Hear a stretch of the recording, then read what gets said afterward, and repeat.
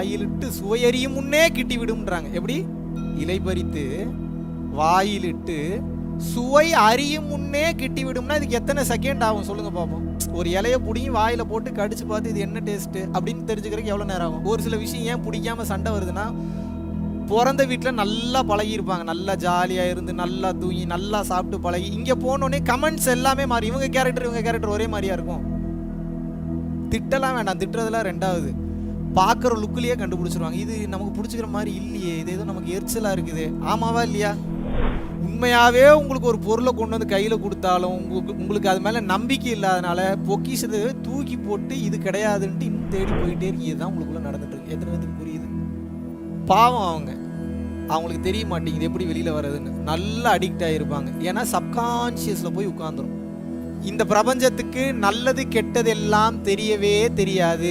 நீங்கள் எதை கேட்கிறீர்களோ அதை கொடுக்கும், எதை செய்கிறீங்களோ அதுக்கு உண்டான ரிசல்ட்டை கொடுத்து இன்னும் வேடிக்கை பார்க்கும். அது நம்ம சரியாக இருந்தால் தான் அத்தனையும் சரியாக நடக்குது. நம்ம தப்பாக இருந்தோம்னா நம்ம பேச்சு மாறும், நம்ம மூச்சு மாறும், நம்ம லுக்கு மாறும், நம்ம அதிர்வு மாறும்.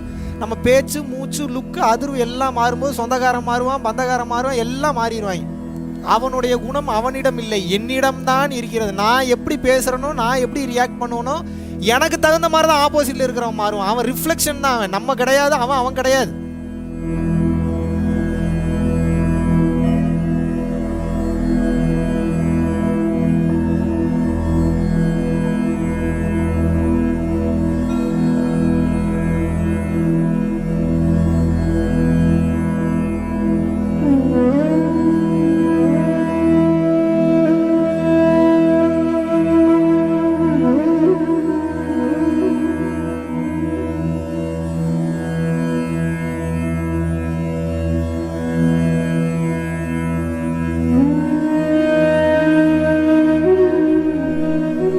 இப்போ நீங்கள் என்ன ஃபுட்டு என்ன குவாலிட்டியில் சாப்பிட்டீங்களோ இதே குவாலிட்டியில் தான் அன்னதானம் எல்லாருக்கும் போயிட்டுருக்கு, எந்த ஒரு குறைவும் இல்லாமல். ஏன்னா வள்ளலார் என்ன சொல்லியிருக்கிறாரு?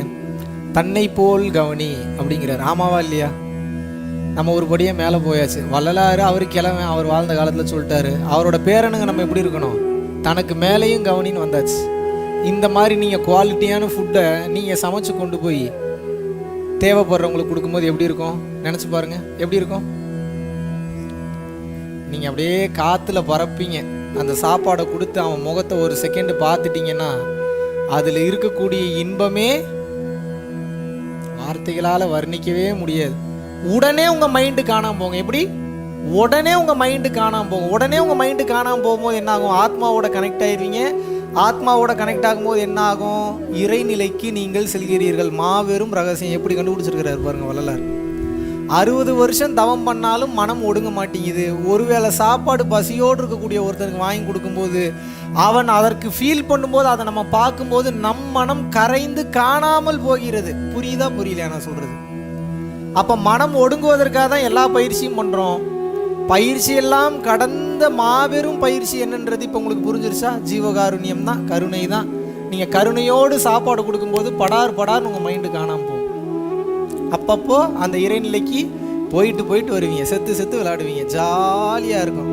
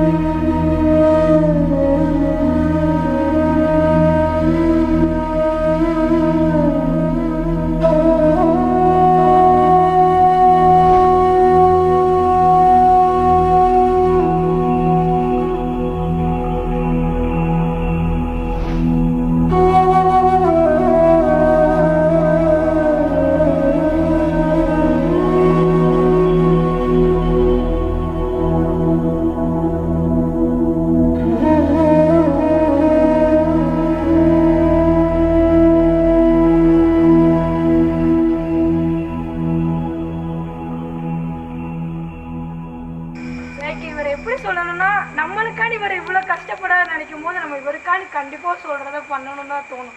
ஏன்னா இப்போ என் ஃப்ரெண்ட்ஸ் கிட்ட நான் போய் சும்மா ஒரு வீடியோ சஜஸ்ட் பண்ண, நீ வாடிக்கு ஏதோ வளரிக்கிட்டே இருந்தால் சொல்லுவாங்க என்ன, நீ வாடிக்கு ஏதாச்சும் ஒரு வீடியோஸை காட்டாத. அப்போது நம்ம நினைக்க ஓகே நம்மளுக்கு இப்போது கிடச்சிருக்கு, நம்மளுக்கு அது இந்த வயசில் புரியுதுன்னா இப்போ இவர் எவ்வளோ கஷ்டப்படுறாரு இவ்வளோ.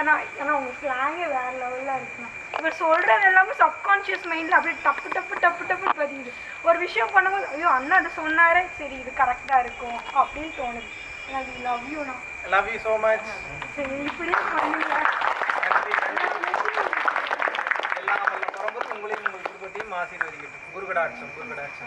இப்போ வந்து பார்த்துட்டிங்கன்னா நான் இவரோட ஸ்பீச் வந்து ஒரு 1.5 years அந்த சேனல் ஸ்டார்ட் பண்ணதுலேருந்தே நான் கேட்டுட்டு தான் இருக்கேன். ஆனால் அன்னதானம் பண்ணணுங்கிறது நான் நினச்சிட்டு தான் இருப்பேன். அப்போ வந்து நான் ஒர்க் போயிட்டு இருந்தேன், ஆனால் அப்போ நான் பண்ண கிடையாது. இப்போ ஒரு 6 மாதமாக நான் ஒர்க் போகிறதில்லை. ஆனால் வந்து பார்த்துட்டிங்கன்னா இவரோட அன்னதானம் ஸ்பீச் கேட்க கேட்க கேட்க நம்மக்கிட்ட காசு வந்தால் என்ன வரலினா என்ன, அப்படி என்ன நம்மளுக்கு முழுவதும் வந்து நமக்கே பயன்படுதா, இருக்கிறதுல மிச்சத்தை வந்து நம்ம கொடுக்க ஆரம்பிப்போம்னு ஃபஸ்ட்டு ஞாயிற்றுக்கிழமை போடலாம், 10 சாப்பாடு போடலான்னு சொல்லி நான் போடுறதுக்கு ஆரம்பித்தேன். அடுத்தது வந்து கொஞ்சம் எனக்கு ஃபேமிலியில் சப்போர்ட் பண்ணுறதுக்கு ஆரம்பித்தாங்க. அடுத்தது வந்து அது 15ஆக மாறிச்சு, அடுத்த வாரம் ஞாயிற்றுக்கிழமை. அப்புறம் நான் வேலைக்கும் போகிறதில்ல, என்கிட்ட இன்கமும் கிடையாது, ஆனால் இருக்கிறத வச்சு போடுவோங்கிறது மட்டும்தான் என் மனசில் இருந்துச்சு. பார்த்தீங்கன்னா திடீர்னு ஒரு ஃப்ரெண்டு ஃபோன் பண்ணால் என்ன கிருத்தி இந்த மாதிரி பண்ணிட்டுருக்கேன், நான் ஏதாவது ஹெல்ப் பண்ணிட்டோமான்னு சொல்லிட்டு அடுப்பு வாங்கிட்டு வந்து கொடுத்தாங்க. அடுத்தது வந்து இன்னொரு ஃப்ரெண்டு வந்து பார்த்துட்டிங்கன்னா ஏதாவது வேறு ஏதாவது தேவைப்படுதான்னு கேட்கும்போது இல்லை இந்த மாதிரி பாத்திரம் தேவைப்படுதுன்னு கேட்டால் அது வாங்கிட்டு வந்து கொடுத்தாங்க. அப்புறம் திடீர்னு என்னென்னமோ விளையாட்டு நடக்குது. நான் டொனேஷனுங்கிற வார்த்தையை நான் மென்ஷன் பண்ணது கிடையாது. எங்கிட்ட இருக்கிறத நான் பண்ண போகிறேன், இருக்கிற வரைக்கும் அவர் சொல்கிறாரு, கமெண்ட் கொடுக்குறாரு, நான் பண்ண போகிறேன் அப்படிங்கிறது மட்டும்தான் என் மைண்டில் இருந்துச்சு. திடீர்னு ஜிபே நம்பர் கேட்குறாங்க, அமௌண்ட் அனுப்புகிறாங்க. இந்த சண்டே போடும்போது சாட்டர்டே வரைக்கும் நான் இது அமௌண்ட் இல்லைன்னு நினச்சிட்டு இருப்பேன். திடீர்னு சாட்டர்டே நைட்டு 1000 rupees வந்துடும், அடுத்த நாளுக்கான அன்னதானத்துக்கான அமௌண்ட் வந்துடும். நிஜமாக அது மிராக்கிள் தான். நம்மளுக்கு வந்து கொடுக்கணுங்கிற எண்ணம் இருந்துட்டா போதும், அது ஏதோ ஒரு விதத்தில் வந்துடுங்கிறது அது எப்படி வருதுங்கிறது மிராக்கிள். அது வந்து உங்ககிட்ட பதிவு பண்ணணும்னு சொல்லிச்சு.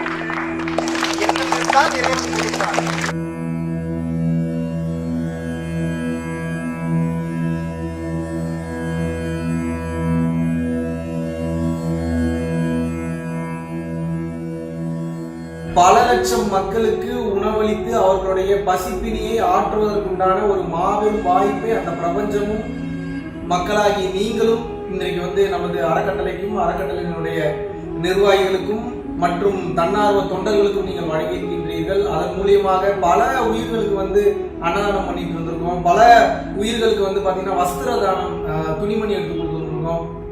பல உயிர்களுக்கு கல்வித்தொகை கட்ட முடியாத பல நபர்களுக்கு வந்து பார்த்தீங்கன்னா கல்வித்தொகை கட்டி வச்சிருக்கோம். அதுபோக ஸ்போர்ட்ஸ் கோட்டால நல்ல லெவலில் ரீச் ஆனவங்களுக்கு ஸ்போர்ட்ஸ் கோட்டால நல்ல லெவலில் வரணும்னு சொல்லி அவங்களுக்கு ஸ்பான்சர்ஷிப் பண்ணி அடுத்தடுத்த கட்டத்துக்கு வந்து அமைச்சு வச்சிருந்திருக்கோம். ஃபுட்பாலில் நேஷனல் லெவலில் பரம்பொருள் ஃபவுண்டேஷனுக்கு நன்கொடையாக நீங்கள் அனுப்பும்போது உங்களால் எவ்வளவு முடியுமோ அவ்வளோ இவ்வளோதான் பண்ணணும் அப்படின்ற நிர்பந்தம் கிடையாது. உங்களால் எவ்வளவு முடியுமோ அவ்வளோ நீங்கள் அனுப்பும்போது இன்னும் பல உயிர்கள் வாழ்வில் மிக சிறந்த நிலையை அடையும். அந்த புண்ணியம் நிச்சயமாக உங்களுக்கு வந்து சேரும்.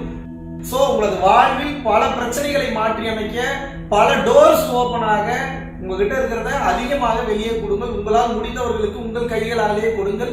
ஞானமும் இந்த தானமும் இரண்டு கண்களாக பரம்பொருள் அறக்கட்டளைக்கு எப்போதும் செயல்பாடாக இருக்கும். அதற்கு உங்களால் முடிந்த பண உதவியையோ அல்லது பொருள் உதவியோ நீங்க செய்யணும்னு விருப்பப்படுறவங்க ரெகுலர் பேசிஸ்ல பண்ணும்போது இந்த ஃபவுண்டேஷனை அடுத்த கட்டம் மக்களுக்கு உதவுவதற்காக நாம் நடத்தி கொண்டு செல்லலாம். நன்றி, வணக்கம்.